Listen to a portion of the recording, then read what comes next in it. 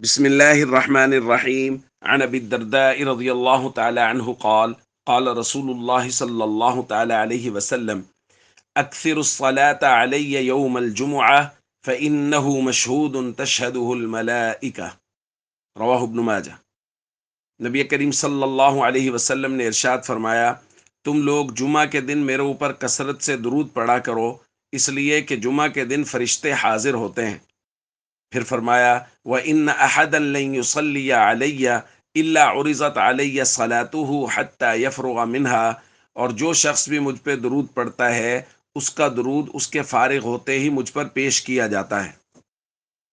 دوستو، بعض روایات میں می یوم الجمعہ و لیلۃ الجمعہ کا لفظ ہے کہ جمعہ اور شب جمعہ میں کثرت سے درود پڑھا کرو، یعنی جمعرات والے دن مغرب سے لے کے جمعہ والے دن مغرب تک درود پاک کثرت سے پڑھنا اللہ کے یہاں بہت پسندیدہ عمل ہے۔ اور کچھ دنوں کے بعد، کچھ ہفتوں کے بعد کوشش کی جاتی ہے کہ جمعہ والے دن درود پاک کی فضیلت پر درس بھیجا جائے تاکہ ہم لوگ اس عمل کو پابندی سے کرنے والے بن جائیں اور استحضار کے ساتھ کرنے والے بن جائیں۔